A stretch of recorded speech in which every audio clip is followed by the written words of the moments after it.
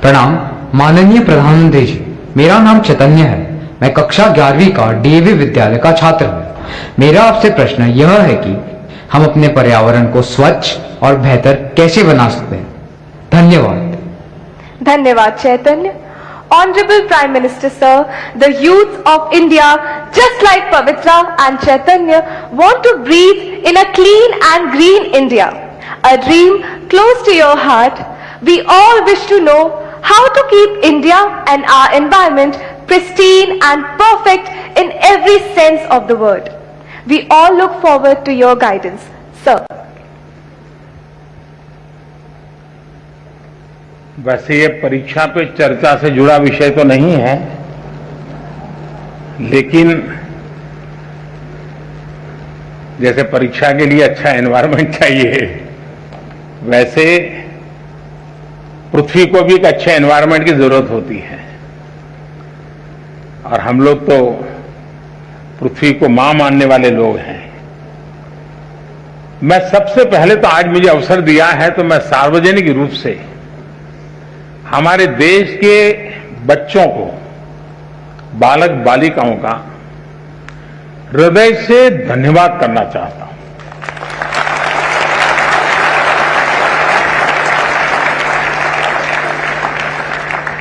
और मैं अनुभव करता हूं कि मैं प्रधानमंत्री बनने के बाद पहली बार जब 15 अगस्त को लाल किले से भाषण कर रहा था, तो मेरे भाषण के बाद ज्यादातर लोगों ने सवालिया निशान लगा डाले थे कि ठीक है, मोदी जी ने कह तो दिया, लेकिन हो सकता है क्या? और उस समय मैंने स्वच्छता की बात कही थी। थोड़ा ये भी ऐतराज था कि देश का प्रधानमंत्री, ये तो जगह ऐसी है कि वहां स्पेस की बात करनी चाहिए, विदेश नीति की बात करनी चाहिए, सैन्य शक्ति की बात करनी चाहिए। ये आदमी कैसा है, स्वच्छता की बात कर रहा है? कईयों को आश्चर्य हुआ था। लेकिन जो भी आशंकाएं व्यक्त की गई थी, उन सबको गलत सिद्ध करने का काम अगर किसी ने किया हो, या स्वच्छता के मेरे भावना को चार चांद लगाने का अगर किसी ने काम किया हो, तो वो मेरे देश के बालक बालिकाओं ने किया है।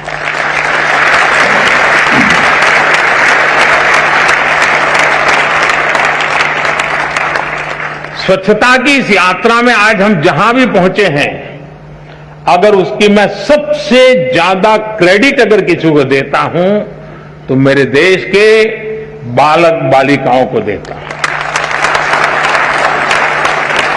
मैंने ऐसे सैकड़ों प्रसंग सुने हैं जहां 5-5, 6-6 साल के बच्चों ने अपने दादा दादी, नाना नानी को टोका है दिन में 10 बार कि इधर मत डालो, मोदी जी ने मना किया है, इधर मत फेंको, मोदी जी को अच्छा नहीं लगेगा। ये बहुत बड़ी ताकत है। और आप शायद उसी पीढ़ी के होने के कारण आपने भी उसी भावना के साथ सवाल पूछा है।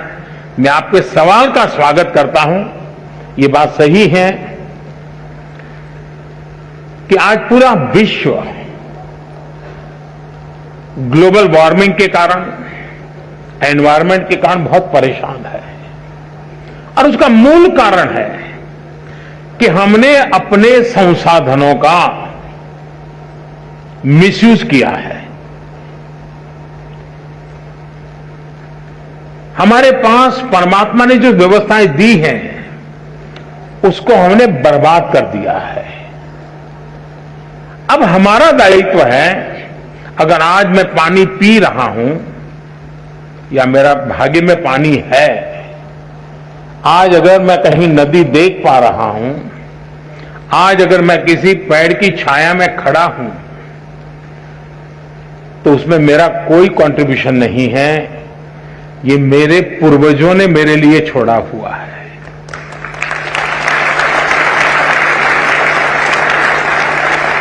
जिस चीज को आज मैं उपभोग कर रहा हूं, वो मेरे पूर्वजों ने मेरे लिए दिया है। क्या मेरे बाद की पीढ़ी को मुझे भी कुछ देना चाहिए कि नहीं देना चाहिए? देना चाहिए कि नहीं देना चाहिए? अगर मैं बचाऊंगा नहीं तो दूंगा क्या?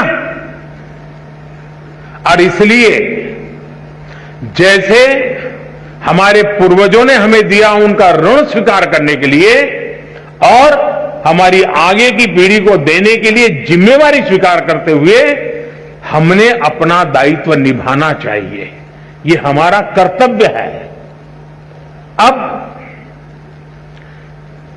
ये कोई सरकारी कार्यक्रम से सफल नहीं होता है। जैसे मान लीजिए मैं कहता हूं कि भाई सिंगल यूज प्लास्टिक, इससे बचना चाहिए, लेकिन हमारे ही परिवार में भाषण भी हम करते हो सिंगल यूज प्लास्टिक से बचना चाहिए, लेकिन शादी का कार्ड अगर हम किसी ना का आता है घर में देखते हैं तो उस पर एक प्लास्टिक का बहुत सुंदर रैपर करके आता है, हम निकाल करके फेंक देते हैं। अब ये हम जो सोचते हैं उसके विपरीत है। तो सहज स्वभाव कैसे बने? कम से कम मेरे परिवार में मैं सिंगल यूज प्लास्टिक बिल्कुल हमारे घर में उपयोग नहीं करने दूंगा। तो हम एनवायरमेंट के लिए कुछ न कुछ मदद कर रहे हैं। और अगर देश के सभी बच्चे इस काम को करने लग जाएं तो फिर आज जो हमारे, आपने देखा होगा, मैं गुजरात में पशु आरोग्य मेले लगा रहा था जब मैं मुख्यमंत्री था, और पशु आरोग्य मेले लगाता तो आपको हैरानी होगी, मैं गुजरात के अंदर पशुओं की दांत की ट्रीटमेंट, डेंचर ट्रीटमेंट करवाता था, पशुओं को मोतीबिंदु होता है, मोतीबिंदु का काम करता था, और कुछ पशुओं के ऑपरेशन करने पड़ते थे। तो मैं एक बार एक गाय देखा, उसके पेट में से कम 40 केजी प्लास्टिक निकला था। अब ये मानवता के विरुद्ध का काम है। अगर ये हमारे अंदर संवेदना पैदा होती है कि मुझे तो अच्छा लगता है, चलो वे हल्की फुल्की थैली है लेकर के जाना अच्छा लगता है और फिर फेंक देता हूं, हमें अब यूज एंड थ्रो उस कल्चर से बचना पड़ेगा और हमें रीयूज, रिसाइकल, और ये भारत में कोई नयापन नहीं है, ये हमारे यहां तो सालों से परिवार में आदत रही हुई है। हम जितना ज्यादा संसाधनों का उपयोग करेंगे हम पर्यावरण को बर्बाद करेंगे। हम जितने संसाधनों का ऑप्टिमम यूटिलाइजेशन करेंगे हम पर्यावरण की रक्षा। अब आज देखिए हमारे इलेक्ट्रॉनिक गैजेट्स, ये भी पर्यावरण के लिए एक संकट बनते जा रहे हैं। आपने देखा होगा भारत सरकार ने अभी स्क्रैप पॉलिसी निकाली हुई है ताकि जो पुरानी गाड़ियां हैं जो प्रदूषण पैदा करती है उनको खत्म करो, उसमें से भी कुछ कमाई करो और नई गाड़ी लाओ। उस दिशा में एक बहुत बड़ी मात्रा में काम चलने वाला है। उसी प्रकार से हम जानते हैं पानी का क्या महत्व है, पौधे का क्या महत्व है, प्रकृति का क्या महत्व है, हम उसके प्रति सेंसिटिव है क्या, और ये सहज स्वभाव बनाना चाहिए। अगर ये स्वभाव बनना है, आपने देखा होगा COP26 में मैंने एक विषय रखा था, यूके में कॉन्फ्रेंस हुई थी दुनिया की, और मैंने कहा था उसमें कि लाइफस्टाइल इज ए प्रॉब्लम, हमारी जो लाइफस्टाइल है, और इसलिए कहा कि एक मिशन लाइफ की आवश्यकता है।